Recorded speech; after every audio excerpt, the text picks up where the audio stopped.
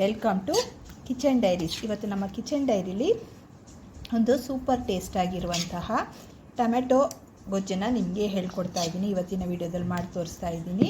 ತುಂಬಾ ಟೇಸ್ಟಾಗಿರುತ್ತೆ, ತುಂಬಾ ಚೆನ್ನಾಗಿರುತ್ತೆ, ಬೇಗನೂ ಮಾಡ್ಕೋಬೋದು. ಈಗ ವಿಡಿಯೋ ನೋಡೋಣ ಹೇಗೆ ಮಾಡೋದಂತ.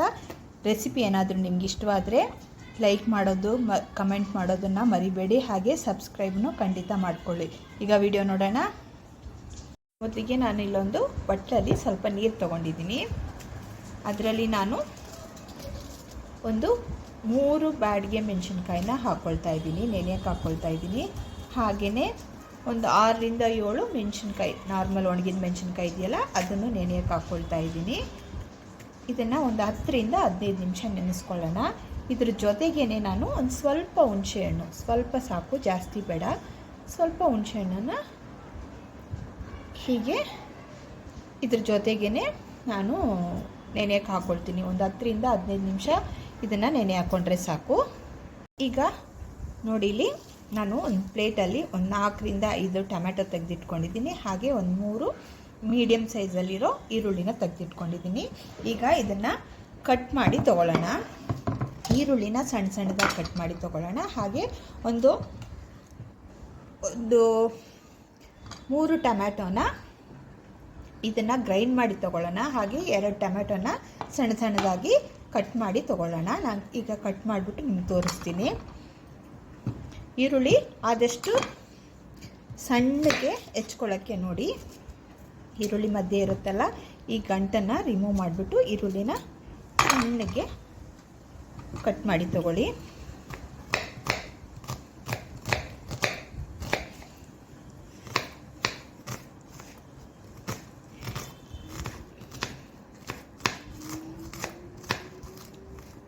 ಈಗ ಪೂರ್ತಿ ಈರುಳ್ಳಿನ ಕಟ್ ಮಾಡ್ಕೊಳ್ಳೋಣ. ನೋಡಿ, ಈಗ ಈರುಳ್ಳಿ ಮತ್ತು ಟೊಮೆಟೊ ಎರಡನ್ನೂ ಸಣ್ಣ ಸಣ್ಣದಾಗಿ ಕಟ್ ಮಾಡಿ ಇಟ್ಕೊಂಡಿದ್ದೀನಿ. ಈಗ ಇದು ಸೈಡಲ್ಲಿರಲಿ.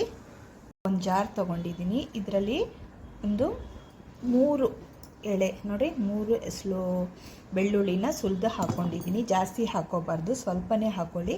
ಹಾಗೆ ಒಂದು ಅರ್ಧ ಇಂಚಷ್ಟು ಶುಂಠಿ, ಇದನ್ನು ಕಟ್ ಮಾಡಿ ಹಾಕ್ಕೊಳ್ಳೋಣ. ನೋಡಿ, ಶುಂಠಿನ ಕಟ್ ಮಾಡಿ ಹಾಕ್ಕೊಂಡಿದ್ದೀನಿ. ಹಾಗೆ ಒಂದೇ ಒಂದು ಏಲಕ್ಕಿ ಹಾಕ್ಕೊಂಡಿದ್ದೀನಿ. ಒಂದು ಚಿಕ್ಕ ಸೈಜಲ್ಲಿರೋ ಚಕ್ಕೆನ ಹಾಕ್ಕೊಂಡಿದ್ದೀನಿ. 2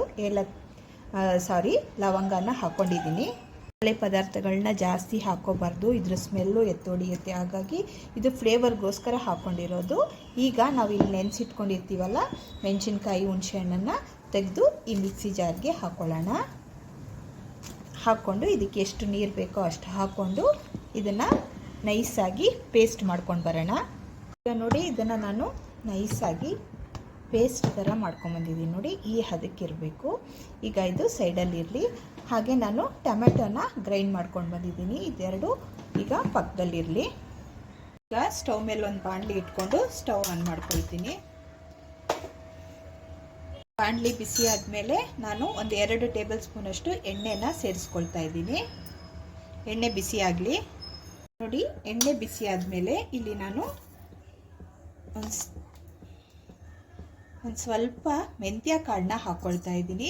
ಸ್ವಲ್ಪ ಹಾಕ್ಕೊಂಡ್ರೆ ಸಾಕು, ನಾನು ಟೇಸ್ಟ್ಗೋಸ್ಕರ ಹಾಕ್ಕೊಂಡಿರೋದು. ಮೆಂತ್ಯ ಕಾಳು ಚೆನ್ನಾಗಿ ಫ್ರೈ ಆಗಬೇಕು, ಇಲ್ಲಾಂದರೆ ಕಹಿ ಬರುತ್ತೆ. ಅದ್ರ ಜೊತೆಗೆ ಅರ್ಧ ಸ್ಪೂನಷ್ಟು ಜೀರಿಗೆನ ಹಾಕ್ಕೊಳ್ತಾ ಇದ್ದೀನಿ. ಹಾಗೆಯೇ ಅರ್ಧ ಸ್ಪೂನಷ್ಟು ಸಾಸಿವೆನ ಸೇರಿಸ್ಕೊಳ್ತಾ ಇದ್ದೀನಿ.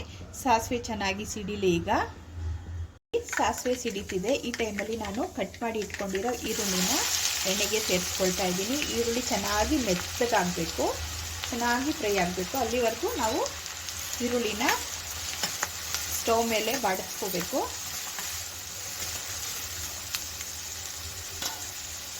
ಜೊತೆಗೆ ಸ್ವಲ್ಪ ಕರ್ಬೇವಿನ ಸೊಪ್ಪನ್ನು ಸೇರಿಸ್ಕೊಳ್ತಾ ಇದ್ದೀನಿ.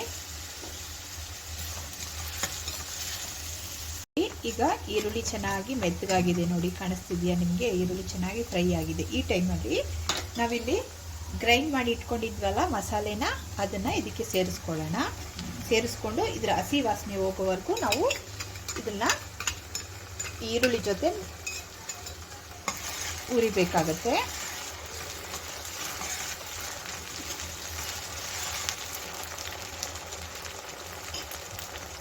ಇಲ್ಲಿ ಟೊಮೆಟೊನ ಗ್ರೈಂಡ್ ಮಾಡಿ ಇಟ್ಕೊಂಡಿದ್ವಲ್ಲ ಅದನ್ನು ಇದಕ್ಕೆ ಸೇರಿಸ್ಕೊಳ್ಳೋಣ.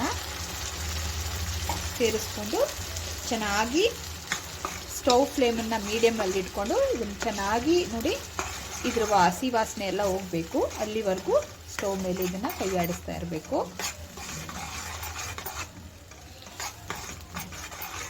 ನೋಡಿ ಒಂದು 10 ನಿಮಿಷ ಆಗಿದೆ. ಸೈಡಲ್ಲೆಲ್ಲ ಎಣ್ಣೆ ಬಿಟ್ಕೊಳ್ತಿದೆ, ಕಾಣಿಸ್ತಿದೆಯಾ? ಈ ಟೈಮಲ್ಲಿ ನಾವಿಲ್ಲಿ ಟೊಮೆಟೊನ ಕಟ್ ಮಾಡಿ ಇಟ್ಕೊಂಡಿದ್ವಲ್ಲ ಅದನ್ನು ಇದ್ರ ಜೊತೆಗೆ ಸೇರಿಸ್ಕೊಳ್ಳೋಣ.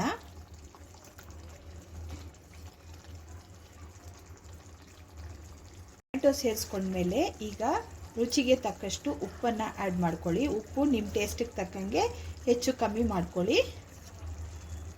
ಉಪ್ಪನ್ನು ಸೇರಿಸ್ಕೊಂಡ್ಮೇಲೆ ಚೆನ್ನಾಗಿ ಮಿಕ್ಸ್ ಮಾಡ್ಕೊಳ್ಳಿ. ಈಗ ನಾವು ಹಾಕಿರೋ ಟೊಮ್ಯಾಟೊ ಚೆನ್ನಾಗಿ ಮೆತ್ತಗಾಗೋವರೆಗೂ ನಾವು ಬೇಯಿಸ್ಕೋಬೇಕಾಗತ್ತೆ ಮೀಡಿಯಂ ಫ್ಲೇಮಲ್ಲಿ.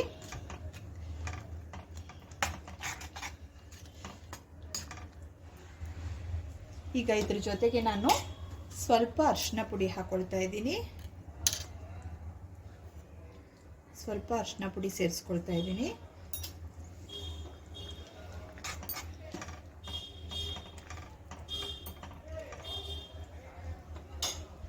ಚೆನ್ನಾಗಿ ಮಿಕ್ಸ್ ಮಾಡಿದ್ಮೇಲೆ ಸ್ಟವ್ ಫ್ಲೇಮನ್ನು ಸ್ವಲ್ಪ ಸಿಮ್ ಮಾಡಿಕೊಂಡು ಇದನ್ನು ಒಂದು 10 ನಿಮಿಷ ಕ್ಲೋಸ್ ಮಾಡಿ ಇಡೋಣ. ಯಾಕಂದರೆ ಟೊಮೆಟೊ ಚೆನ್ನಾಗಿ ಬೇಯಬೇಕಲ್ವ, ಅದಕ್ಕೆ ಒಂದು 10 ನಿಮಿಷ ಕ್ಲೋಸ್ ಮಾಡಿ ಇಡೋಣ. ಮಧ್ಯೆ ಮಧ್ಯೆ ನೀವು ಕೈ ಆಡಿಸ್ತಾನೆ ಇರಿ. ನೋಡಿ ಒಂದು 10 ನಿಮಿಷ ಆಯಿತು. ಓಪನ್ ಮಾಡಿ ನೋಡೋಣ.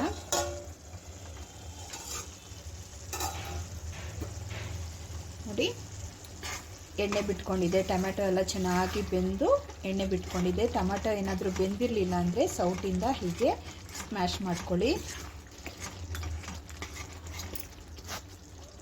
ಈ ಟೈಮಲ್ಲಿ ನೀವು ಉಪ್ಪು ಖಾರ ಎಲ್ಲ ಚೆಕ್ ಮಾಡ್ಕೊಳ್ಳಿ. ಖಾರ ಏನಾದರೂ ಕಡಿಮೆ ಇದ್ದರೆ ಸ್ವಲ್ಪ ಚಿಲ್ಲಿ ಪೌಡ್ರ್ ಹಾಕ್ಕೊಂಡು ಬ್ಯಾಲೆನ್ಸ್ ಮಾಡ್ಕೊಳ್ಳಿ.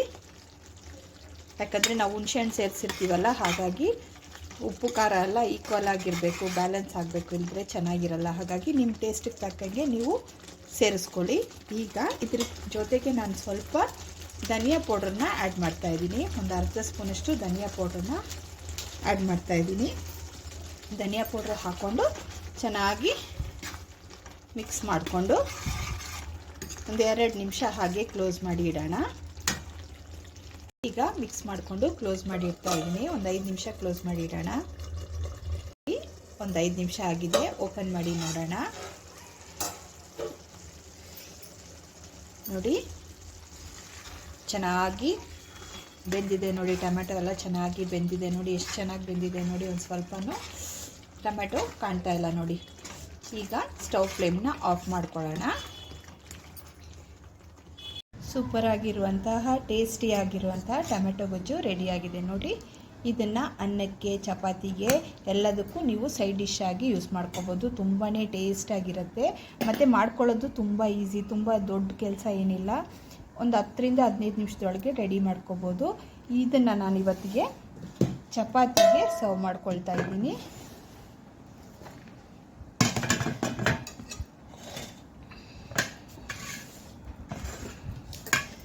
ನೋಡಿ ನಾನು ಚಪಾತಿಗೆ ಸರ್ವ್ ಮಾಡ್ಕೊಳ್ತಾ ಇದ್ದೀನಿ. ತುಂಬಾ ಟೇಸ್ಟಾಗಿರುತ್ತೆ. ಚಪಾತಿ ಜೊತೆ ಬಿಸಿ ಅನ್ನಕ್ಕೆಲ್ಲ ತುಂಬಾ ಚೆನ್ನಾಗಿರುತ್ತೆ.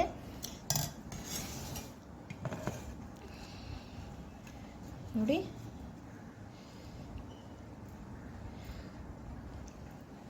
ಇವತ್ತಿನ ರೆಸಿಪಿ ಏನಾದರೂ ನಿಮ್ಗೆ ಇಷ್ಟವಾದರೆ ಲೈಕ್ ಮಾಡಿ, ಶೇರ್ ಮಾಡಿ ಮತ್ತು ಸಬ್ಸ್ಕ್ರೈಬ್ ಮಾಡೋದನ್ನು ಮರಿಬೇಡಿ.